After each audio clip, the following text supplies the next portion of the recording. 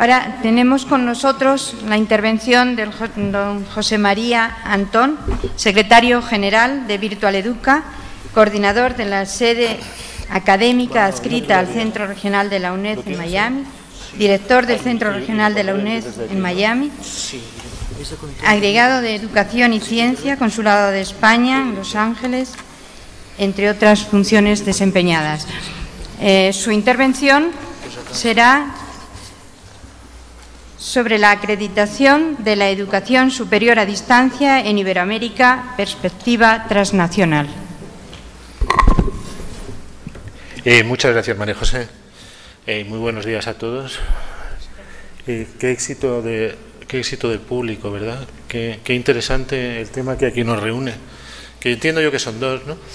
Por un lado, buenas prácticas, redes, ver lo que está haciendo cada uno, por otro lado, calidad. Que yo venga aquí a hablar de calidad cuando mis labores profesionales se han centrado en otros temas, pues es complicado. Ya lo decíamos hace 2 años en la primera intervención que tuve. Ver aquí a grandes expertos mundiales, como lo hay en estos temas, y ponerme yo a hablar con ellos escuchándome es un riesgo muy importante. Todo lo que uno puede hacer es traer si no sabe de algo, trae una PowerPoint y la pone ahí, entonces yo voy diciendo cosas que he ido poniendo y vengo sin PowerPoint también, con lo cual va a ser un riesgo todavía mayor. Pero como lo que estamos pasando en la web Verdad 2.0, la web 3.0, es a redes sociales, a compartir información y conocimiento. Si me permiten, yo quiero, mientras estoy viendo aquí la luz verde, quiero presentarles 3 ideas para debatirlas luego. La primera es un poco el tema de la calidad aplicada a la educación superior. El segundo es el tema del e-learning, la calidad aplicada al e-learning. Y el tercero es un poco intentar entre todos reflexionar cuál es el punto y qué es lo que debemos hacer. Venimos de un mundo anterior y vamos hacia un mundo nuevo, ¿no? El mundo anterior, ¿qué es calidad? Pues calidad es lo que a mí me garantiza, ¿no? Cada uno tendremos una definición, que nuestras expectativas sobre algo corresponden a las realidades.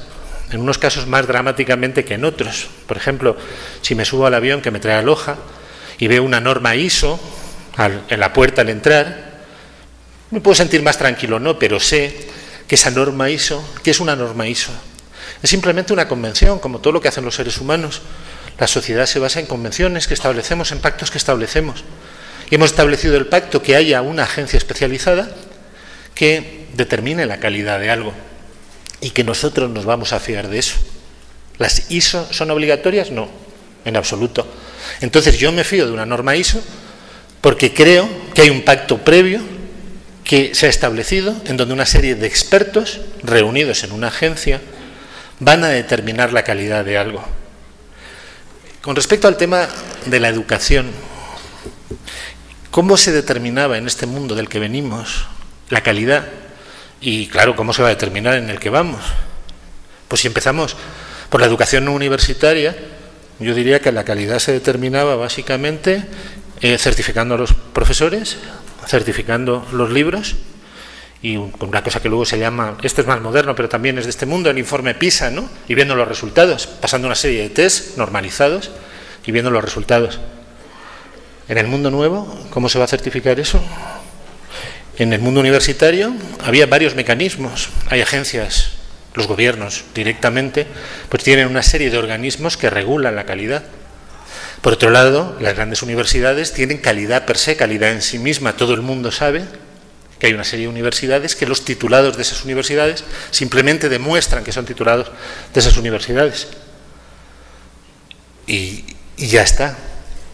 El problema viene cuando nos ponemos a hablar ya de educación no presencial, de educación en ambientes virtuales.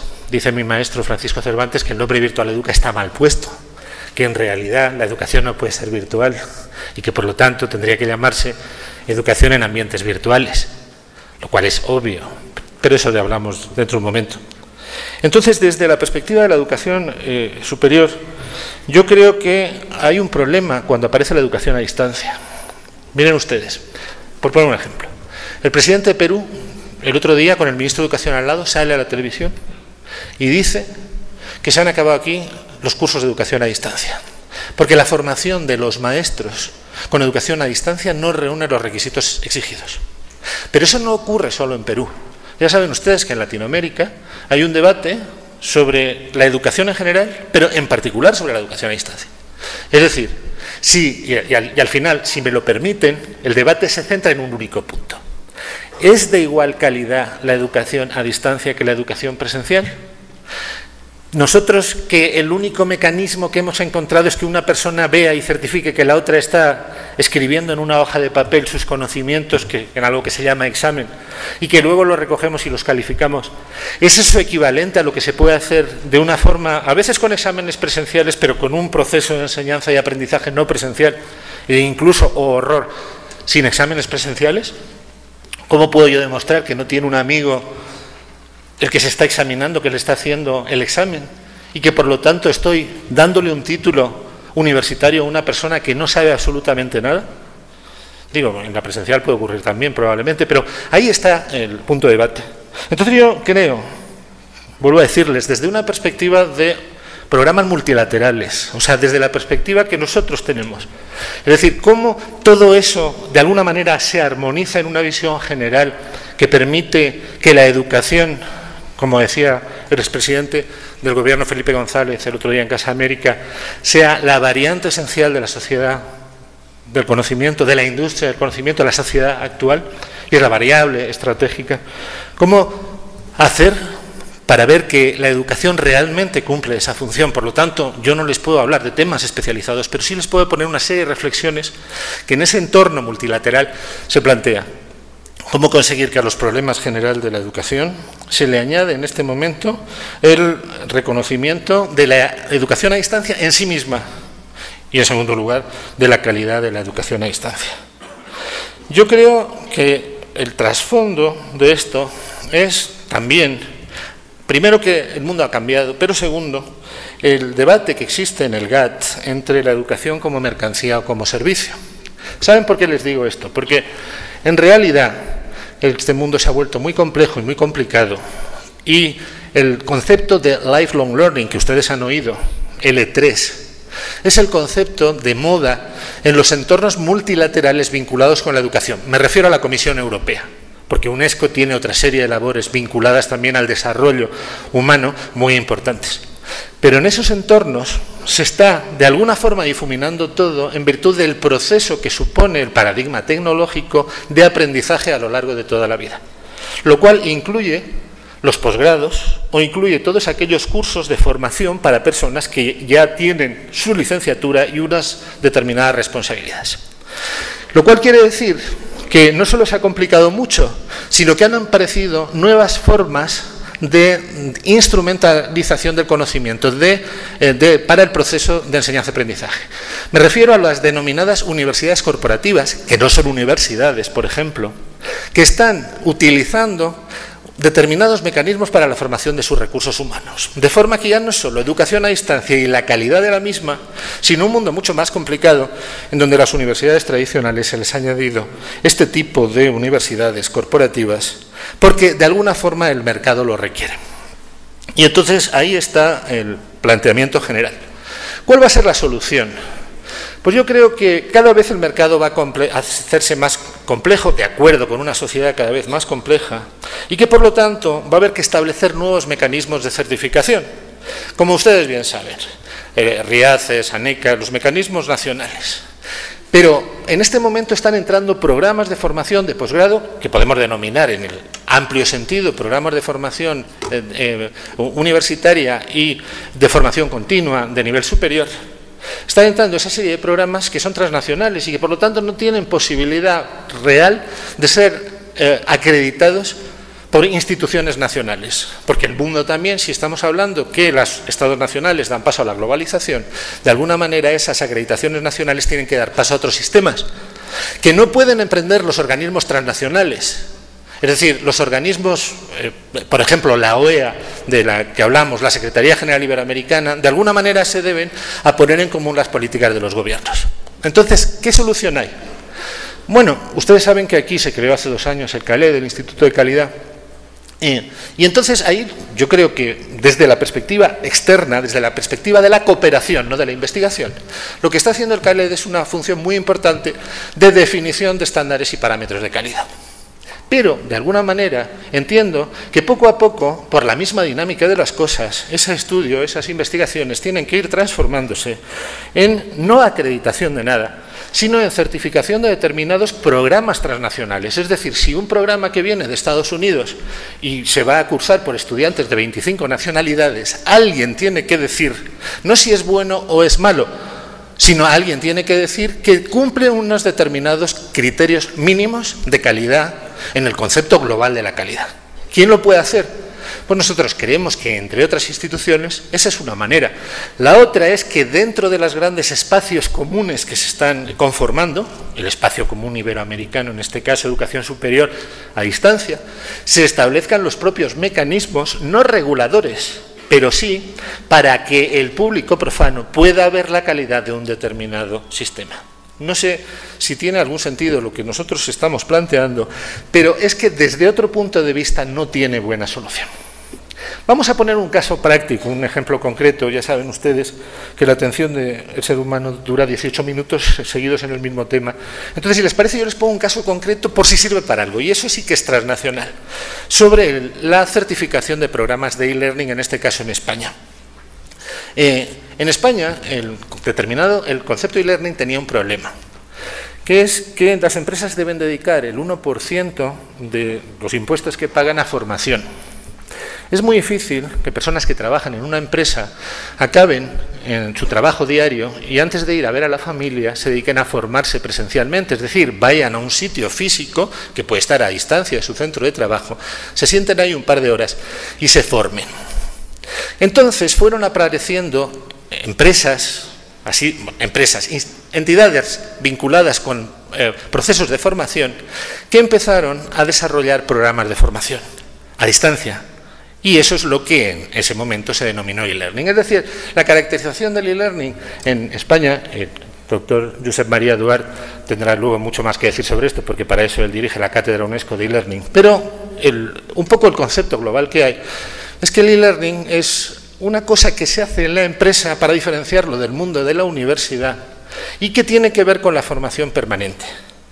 Y entonces, ahí no había ningún mecanismo de certificación de la calidad, porque se basaba en la oferta y la demanda. La empresa necesitaba, contrataba a alguien que le daba e-learning. Cuando el presidente de Perú dice que se han cometido abusos en este tema, lo que quiere decir es que instituciones no del todo fiables, porque las universidades están para otra cosa, han encontrado un hueco en el mercado y se han dedicado a desarrollar contenidos de e-learning. No quiere decir eso que no pase también en el mundo de lo real.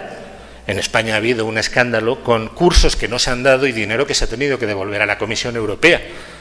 Porque ya saben ustedes que todos los europeos, es decir, nosotros compartimos todo un espacio en el mundo, en la Unión Europea, pero no todos los europeos tenemos la misma perspectiva de la vida.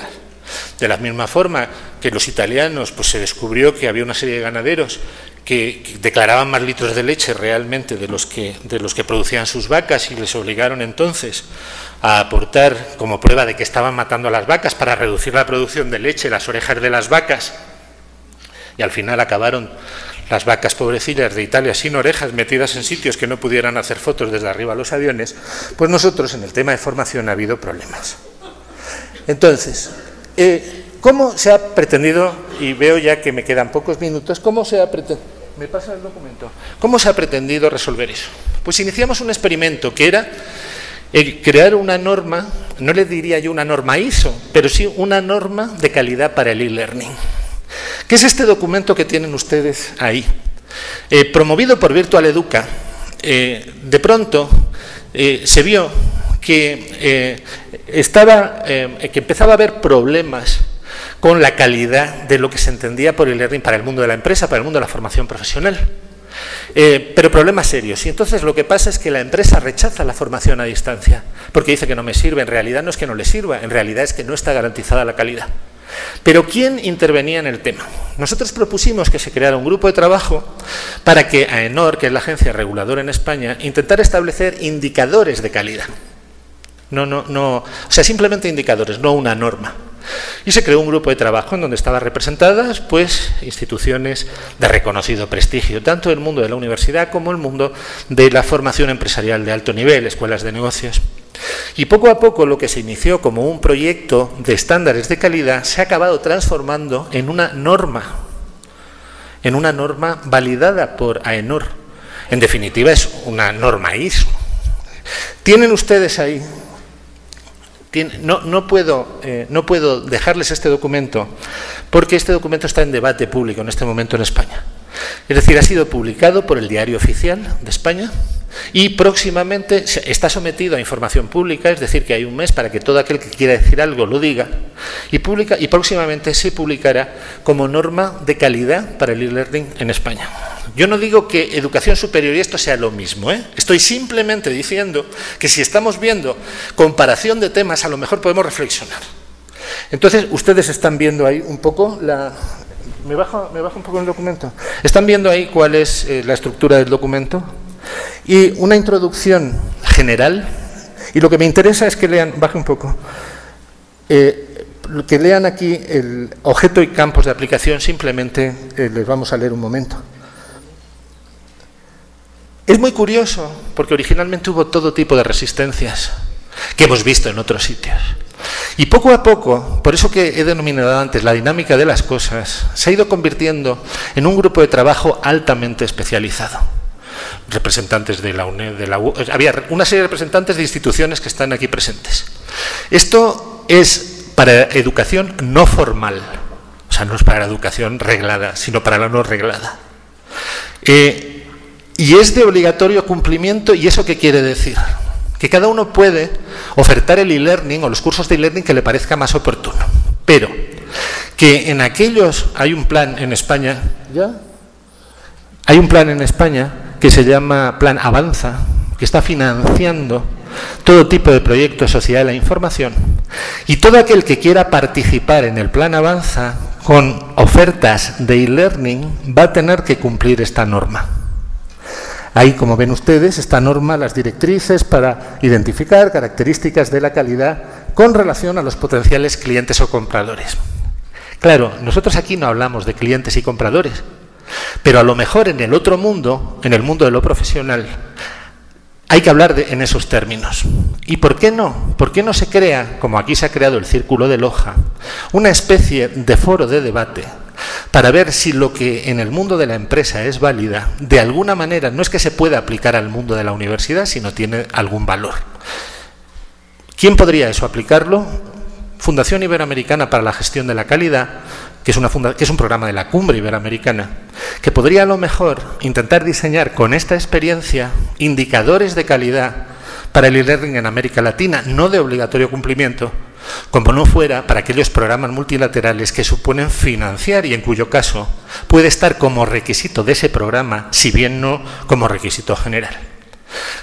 Aunque se me ha acabado mi tiempo, sí quiero dedicar 30 segundos para decirles que esto, que ahora no les podemos dejar, porque es todavía un documento privado, es decir, está publicado en el boletín oficial, pero todavía no es definitivo, con mucho gusto va a estar disponible en la web de Virtual Educa, para que ustedes puedan consultar esto y probablemente un foro de debate de expertos para ir analizando cómo todo esto está influyendo en la calidad del e-learning. Yo estoy convencido que esto que hemos iniciado para el denominado e-learning en España puede tener alguna repercusión, quizás aunque sea solo de similitud, en las preocupaciones que tenemos sobre la calidad en la educación superior a distancia en América Latina. Muchas gracias.